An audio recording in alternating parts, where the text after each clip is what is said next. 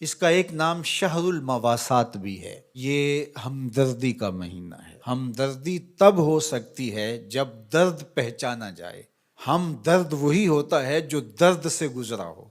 तो जिस शख्स ने कभी तकलीफ देखी नहीं, भूख देखी नहीं, प्यास देखी नहीं, तो उसको प्यास और भूख की कुल्फत का और उसकी अजियत का, उसकी तलखी का और उससे पैदा होने वाली बेचैनी का, इस्तिराब का कैसे अंदाज़ा हो सकता है। तो हमारा रब आसूदा हाल लोगों को भी और तमाम लोगों को भी इस मश्क से अमलन गुजार के बताता है कि भूख क्या होती है, भूख में बिलखते बच्चों की हालत क्या होती है, प्यास से तड़पते हुए जां बलब लोगों की सूरत क्या होती है। कल जब फिलिस्तीन में तड़पते हुए जां बलब बच्चे भूख और प्यास से अल अत्श और अल जू पुकारते हुए अपनी जान दें, तो तुम्हें एहसास हो कि भूख की तलखी किस कदर जानलेवा होती है। आज रोजे की इस हालत के अंदर, गजा के अंदर उन तड़पते हुए बच्चों का दर्द समझने की कोशिश करें। आज गजा के तड़पते हुए उन बच्चों की हालत का तस्वर करें, जब माओं की छातियों से दूध भी सूख जाए, जब बूंद पानी की और दो लुकमे खाने की भी मुयस्सर ना हो, लोग सिसक सिसक के जाने दे रहे हैं। ये बच्चे कल क़यामत के दिन साकिए हौज़े कौसर के सामने जब इन हुक्मरानों का गिरेबान पकड़ेंगे, तो ये क्या जवाब जुर्म देंगे उस दिन रसूलुल्लाह के सामने। ये कैसे अल्लाह का सामना करेंगे। ये बच्चे उनको उनके गिरेबान से पकड़ के जब हशर के मैदान में घसीटेंगे, तो ये कुव्वत नाफिजा रखने वाले, असर रसूख रखने वाले, ये बड़ी बड़ी फौजें रखने वाले क़यामत के दिन अल्लाह और उसके रसूल के सामने क्या जवाब देंगे। तो ये महीना शहर मवासात है। अल्लाह अकबर। और मेरे और आपके आका व मौला तो शहर मवासात का नूर बांटने आए हैं। खुद हुजूर के मुबारक बतने अकदस के ऊपर पत्थर बंधे हुए थे और लोगों की ज़रूरतों का किस तरह ख्याल रखते। सैयदा ज़हरा पाक सलामुल्लाह अलैहा चक्की पीसते पीसते हाथ में छाले पड़ जाते हैं और हुजूर अलैहिस्सलाम की खिदमत में कुछ गुलाम और कुछ लौंडियाँ किसी गज़वे से कसीर तादाद में आई थीं, तो इस गरज से हाजिर होती हैं कि एक गुलाम या एक लौंडी अता कर दी जाए, काम काज में हमारी मुआवनत हो जाए।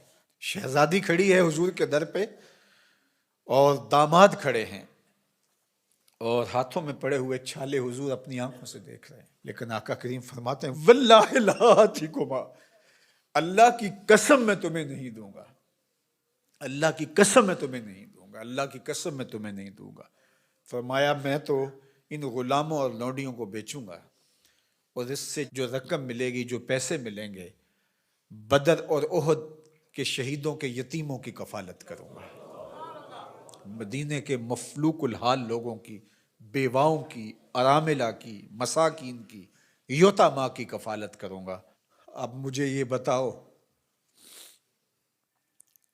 कि मदीनातुल मुनव्वरा में बदर और ओहद के शहीदों के यतीम बच्चों का, मफलूक हाल लोगों का, अरामिला, मसाकीन, योतामा और मदीना के गुरबा का हुजूर को इतना ख्याल है कि अपनी बेटी के हाथ पे छाले हैं और हुजूर अपनी आंखों से मुलाहजा भी फरमा रहे हैं। लेकिन कहा कि मेरी शहजादी तकलीफ़ें सह लेगी, लेकिन उनकी ज़रूरत मुकद्दम है। आज गजा के यतीमों के लिए गुंबद खजरा में हुजूर का दिल किस तरह तड़प रहा होगा। तो सैयदा ज़हरा सलामुल्लाह अलैहा का तस्वर आते ही उम्मत के लिए जो उनका दर्द है, अल्लाह अकबर, वो साथ ही याद आता है। वो शहजादी कौनैन जिनका तस्वर आते ही तकद्दुस उतरने लगता है। आज मुक़द्दरात इस्लाम सैयदा ज़हरा सलामुल्लाह अलैहा की बताई हुई तारीफ़ के मुताबिक अपने पर्दे की हिफाजत करें और ये उम्मत गालिब तभी होगी जब ये पर्दे में सिमट जाएगी। चाहे सजदे हैं, चाहे रुकू है, क़याम हैं, ऊंचे ऊंचे मीनार हैं, मस्जिदों के बड़े आलीशान गुंबद हैं, बड़ी बड़ी दरसगाहें हैं, लेकिन हया का जौहर लुट गया तो समझ लो कि उम्मत अपना वजूद खो बैठी है। मैं आप सबको कहता हूँ कि ये जुमे, ये नमाजें, ये रोज़े, ये रस्मी तौर पे नहीं है। हमें अब अमली तौर पे एक इस्लामी मुआशरत को तश्कील देना होगा। हमें रवैयतन अपने आप को तब्दील करना होगा। मेरी आवाज़ मेरी माएँ, मेरी बहनें, मेरी बेटियाँ सुन रही हैं। आपके नाजुक कंधों के ऊपर ये ज़िम्मेदारी है कि आपने कौम साजी का अमल करना है।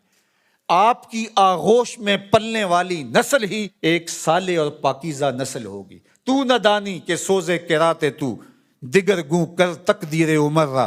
इकबाल ने कहा, मेरी बहन तू नहीं जानती कि जब तू कुरान सोजो गिदास के साथ पढ़ती है तो तेरे भाई उमर की तकदीर बदलती है। और फिर कहा, बतूले बाश व पिन्हाशो अजी असर के दर आगोश शब्बीर बगीरी। और अगर तू माँ बन के कुरान पढ़ती है तो बेटा नेज़े की नोक पे कुरान सुनाता है।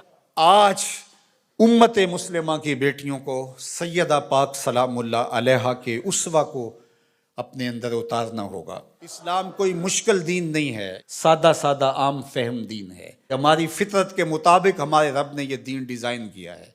इस दीन के मुताबिक अपनी ज़िंदगी गुजारें। मेरी माएँ बहनें पर्दे में सिमट जाएं, अपनी औलाद को कुरान की लोरियाँ दें। कोई दिन ना हो, कोई रात ना हो कि हमारे घर कुरान ना खुले। कुरान की तिलावत से हमारे घरों का माहौल मुअत्तर रहे, हमारी आंखों में पाकीज़गी आ जाए, इफ़्फ़त और पाक दामनी हमारा शियार हो। वो गलीज़ निगाहें, वो गंदी और मकरूह निगाहें जो गैर महारम को देखती हैं, क़यामत के दिन आतिश दोज़ख में जलाई जाएंगी। उनके अंदर आग जहन्नुम की भर दी जाएगी।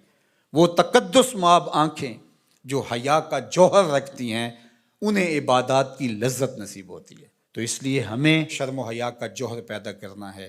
खातून सिमट जाए पर्दे में, मत मगरब की नक्काली करे। और ये जो नए नए फितने नमूदार हो रहे हैं और नए नए रंग और आहंग पैदा हो रहे हैं, नई नई दलीलें तराशी जा रही हैं और तरह तरह के मुफक्किरीन आ करके पर्दे को बोझ करार दे रहे हैं, उनकी बात छोड़ें और कुरान की तरफ आएँ। कुरान कहता है युदनीना फी जलाबी बेहिन्ना, कि वो अपनी ओढ़नियाँ ओढ़ के रखें। कुरान कहता है कि वला तखदाना बिलकौल, कि जब गैर मर्द से बअमरे मजबूरी बात करनी पड़ भी जाए तो तुम्हारी आवाज़ में, लहजे में नरमी नहीं होनी चाहिए कि दिल का कोई रोगी उस नरमी से तुम्हारी तरफ माइल ना हो जाए। तुम्हारे लहजे में करख्तगी होनी चाहिए। वो इस्लाम, वो दीन आज हमने अपनी रूहों में जज्ब करना है।